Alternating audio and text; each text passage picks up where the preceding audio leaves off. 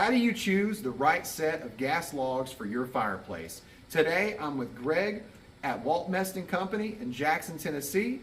And Greg and I are going to help you to determine what set of gas logs you need. We're going to teach you more about the installation process and how to maintain those logs. Greg, you ready to go? Yes, sir, Ted. Let's get started. Step one is identifying your fireplace type. Depending on what fireplace type you have will depend on what gas log system you need. There are two different categories of gas log systems. There are vent-free systems and vented. Greg, what are we looking at here? We're looking at a vented insert. Okay. You have your pipe system to where you'd have your chimney that would go all the way up and out of the house, as well as when you get into most houses, they're already framed up and sealed up. You would actually look in here and have a damper that you open and close to open that vent pipe. Okay, so you'd have a damper and you would have a vent that would be going out the exterior of your roof somewhere. And this is for a vented gas log set. Correct. Now that we've looked at the vented insert, this is a vent-free insert. So we would have a set of vent-free gas logs here, right? Correct. Okay, and we wouldn't have the damper. Correct. The easiest way to tell if you have a vent-free system is if you look on the inside, you won't have no damper system up at the top. Okay, so no damper system there. So what's the difference between vent-free and vented? The difference is looks and efficiency. The vented set of gas logs is more for looks because we have more heat loss because our heat is leaving and going through that vent or that chimney and out of the home. And then we have our vent-free. And our vent-free isn't necessarily for looks as much as it is for heating because we heat more efficiently with our vent-free set of gas logs. Now, there are stricter placements for the vent-free gas log. This is a set of vented gas logs. The difference between these and the ventless is you get a bigger, beautiful flame, but you're also using 3 times as much gas. Your vented gas logs are going to be ranging around 80,000, if not higher, in BTUs. Wow. Where your ventless, they are regulated by efficiency at 40,000 BTUs, and that's it as a max. Wow. So you're really paying more for fuel and you're paying more for looks when it comes to the vented. Correct. Wow. But they're pretty, ain't they? They are pretty. After identifying the fireplace type, you want to measure the fireplace. Greg, show us how to measure our fireplace. Yes, Dad. The easiest way to do it, grab your tape measure. We're going to measure the opening left to right. This one is saying it's 33 inches. All right. From there, we are going to measure our height. All right. From bottom lip to the top, we're looking at 28 inches onto this one. Okay. We're going to measure the depth from back wall to the front of the fireplace at 17 inches. All right. As well as the last measurement, we're going to measure that back width. We're looking at 19 and a half. The reason being is because most of your ventless gas logs, they all kind of taper back in the back. Okay. So with this being 33 in the front and 17 in the back, what would be the choice for the insert? Typically, we're going to be looking at an 18-inch, maybe a 20-inch, depending on the type of log from what manufacturer. And that's because they all kind of vary out. Got it. So if we had an 18-inch, we could set it more towards the back. Versus if we had a 24-inch, it would have to be up towards the front. Well, the 24, because of the taperment, would actually be too big. There has to be an airspace around that burner so you don't melt your control knobs and all that good stuff. Got it. So this would be an 18-inch set. We would sit it about middle of this fireplace, and that way we had enough airspace around the whole burner system itself. So it sounds like we need to be not obstructing the airflow. And then the second is we need to be far enough back so that we don't have any combustible materials or surfaces we're next to. So keep that in mind. That's step number 2. Let's go to number 3. You've identified your fireplace type. You've measured the fireplace. Now you want to determine your fuel source. And you have natural gas, which would connect into your home supply gas line. And then you have propane. Propane, typically you'll have propane where you don't have natural gas. In propane, you have a dedicated tank. Do both vented and vent-free fireplaces, can they have propane and natural gas, burn, hybrid? They do have some dual fuel systems Okay. that will do natural gas, or they'll be run on propane. just by a flip of a switch and a couple other Wow. fittings. Is that pretty common, or? It has gotten more and more common with them. Typically, we like to keep it just as a basic fuel. You'll tell me if you're on propane, we'll make sure you get a solid propane system. Got it just saves you some of the hassle sometimes. Awesome. Make sure that you have a professional installing this because it can be dangerous, and you also want to make sure that you check the pressure of the lines. That way you have a proper operation of a vented or a vent-free fireplace. Let's go to step number 4. Step 4 is selecting the aesthetic and material preferences. We've got different log styles. Can you tell me about the different log styles? Yeah, typically your main log style, which most people like to go with, is a full ceramic. This is a full ceramic log. Got it. You can actually feel the weight difference than some of the other ones like this one you're holding, which is a fiber ceramic log. It's almost lightweight, like a styrofoam log, really. It feels like styrofoam. Yeah. So this is heavy, looks more realistic. This right here is lighter, doesn't look as realistic. So this was what? This light one? What's this They called? call that a fiber ceramic. Fiber ceramic. And then this is A full ceramic. full ceramic. So if you want your logs to look more real, then you'll get the full ceramic. And then this was the fiber ceramic. Correct. Right. So there's different types of log styles where you have a mimicking of a different type of wood, whether it's hickory, whether it's birch, whether it's oak. Is there anything else you want to add about this? Yeah, usually what happens is with your fiber ceramic, they only going to last for a couple of years, and then they tend to burn out, get soft and spongy. A lot of our customers, they tend to go with your full ceramic log like that there, and that's really because of the longevity. Got You're it. not going to hurt that log unless you just picked it up and dropped it. Got it. So this right here, full ceramic, is going to last longer. So that's another reason to get this log, not only because it looks real, but it's more durable. Now we need to evaluate the heat output requirement. Gas logs are rated by heat output BTUs. So when choosing the appropriate BTU rating, what are we looking for? What are we thinking about? And what types of gas logs do you offer as far as BTU ratings? Gotcha. There's quite a few things to look at. Obviously, you want to look at what the space you're putting them into, if it's a bedroom versus if it's a big living room with vaulted ceilings. Got it. Most of your ventless are going to range between 9,500 BTUs Okay. up to 40,000 BTUs. Got it. When you get into your vented systems, that's where that BTUs is almost going to triple. Most Got of it. mine even start around 80,000. They might go up to 150,000 BTUs. Wow. So we really need to check out the manufacturer's specifications, work with a professional to make sure that your room and the air quality in that room are going to be appropriate for that set of gas logs. Correct. Awesome. Thank you, Greg. Now to pick out control features. Different types of gas logs have different types of controls, whether it's a manual control, a remote control, or a thermostatic control. Greg, can you show us the 3 different types? Oh yeah, Ted, I'd be happy to. One of my favorite is a manual control. You would have your Okay. control knob here. Your pilot light would be lit. You would push in, turn to the left on this set of gas logs, and your flame would come on. All right. What's really nice about the manual control is you do have a little bit more variance out of it. When you turn it down on low, you're really going to cut those BTUs into half, just to, if you wanted some looks and a little bit of heat, just to knock the chill out of the room. Nice. So this is manual control right here. We've got manual ignition, but it's cost effective.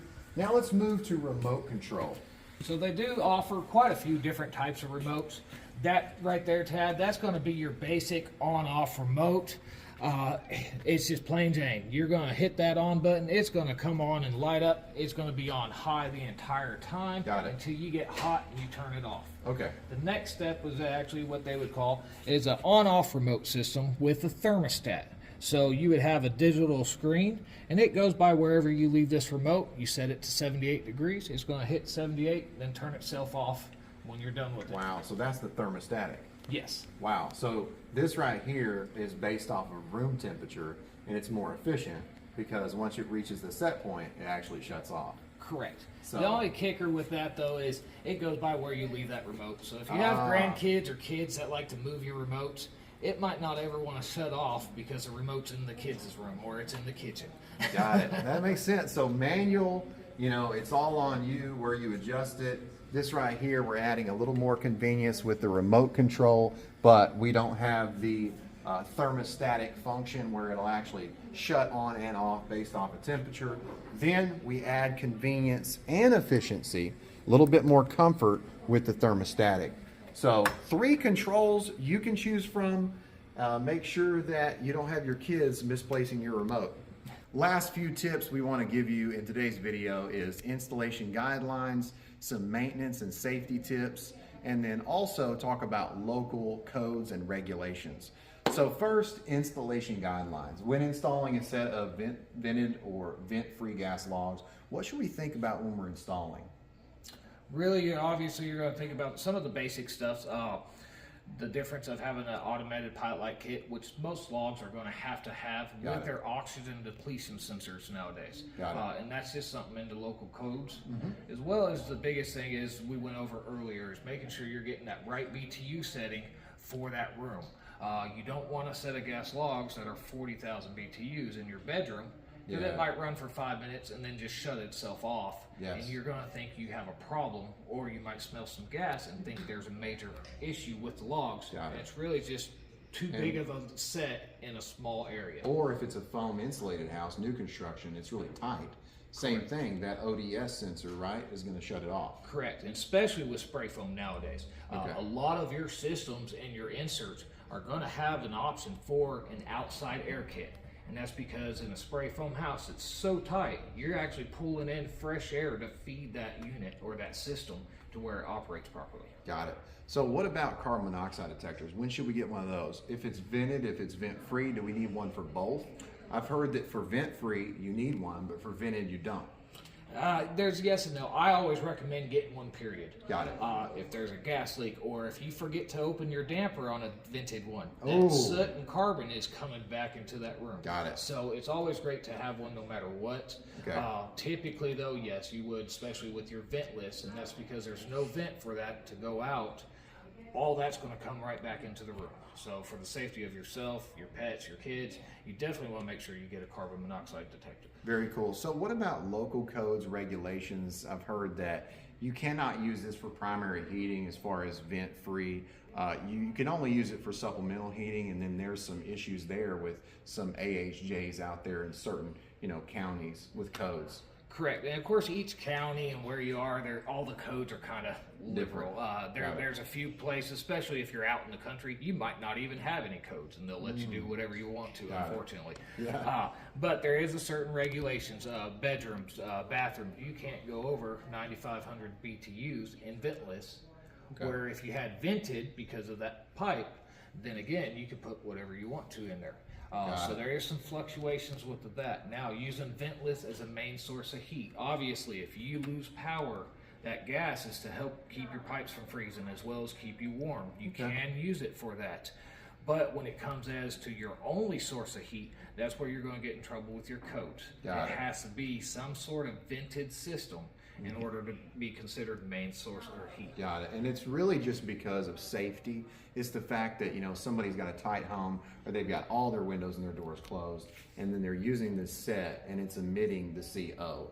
And that's really what we're worried about. And especially someone that doesn't have carbon monoxide detectors. Then you're in a really bad situation because you don't actually know how much CO you've produced when you've had those set of logs running. So it can be for backup, but it doesn't need to be a primary source, right? Correct. Very good. Anything else you want to add? The only other thing I would add is make sure you read your instructions. I know everybody doesn't like to read your instructions, but they are very important. Most of your manufacturers, especially with ventless, will even say in the booklet, every 2 years roughly, it should be blown out and cleaned out. Reason being is because they're like ceiling fans. They're going to collect that dust, they're going to suck it up, you're going to smell strange odors, as well as it not being burned properly. And that's where you can get into some issues as well as sooting, putting off carbon monoxide, and that's because that burner will get clogged with dust. Got it. So we need to routinely maintenance those sets of gas logs, and it's every 2 years. And the set I brought in today, it was about 11 years old. I bought a new set from Greg here at Walt Mestan Company because this is where I purchase all of my gas logs. Greg actually repairs heaters. If you guys want to learn more about repairing heaters, check out this video right here. I'll also put the link to that video down in the description because he offers repair here in the Jackson area. And Walt Mestan Company has been around for how long? Since 1950, so 72 years now, something like that. Yeah. Wow, yeah. That is awesome. Greg is the owner here at Walt Mestan Company, and I hear that you have all kinds of people that come from not just Tennessee here in Jackson, but other states. Can you tell me about that? Oh yeah, we get a lot of people from Mississippi, from Alabama. Wow. Get a lot of people even from Nashville and Kentucky as well. Yeah. Actually, it's kind of funny or not, but I had to ship a fireplace, which normally we don't, but I was helping out one of our good contractors to Puerto Rico. Wow. I had no idea why they needed a ventless fireplace there, but hey, we did it. That's awesome. So not just for residential homeowners, this is a place for contractors to come in to be able to order a bunch of sets. If you've got a bunch of houses out there that you're building and you need not only the inserts, but you need the gas logs. Can we take a look around and maybe look at the whole building before we go? Oh yeah, please do. There's so many different accessories, shelves, there's mantles, there's screens, anything you could want for your fake fireplace, your real wood burning fireplace, or even your gas fireplace. Awesome. Greg, thank you. Tad, thank you. Look at this beautiful showroom. Check out these pellet stoves. Got a bunch of screens. These inserts that are vented for vented gas logs. Outdoor, looks like outdoor heaters. Beautiful. Bunch of screens. These are all the Ventfree sets. All the Ventfree inserts. Outdoor patio grill.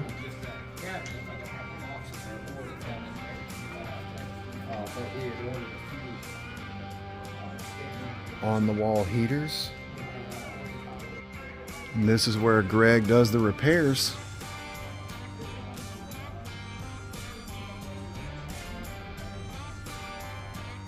I hope you enjoyed today's video. I hope you learned something. I hope now you know how to pick out your set of gas logs for your fireplace. If you're in Tennessee or the surrounding states, come check out Walt Mestan Company. If you like this video, hit the like button, subscribe, and smash that bell, ding, so you know what I'm doing. If you want more videos like this, comment below and let me know. You've been watching HVAC Tips for Technicians / Homeowners. I'm Tad. This is Taddy Digest, and I'll keep you cool if you let me.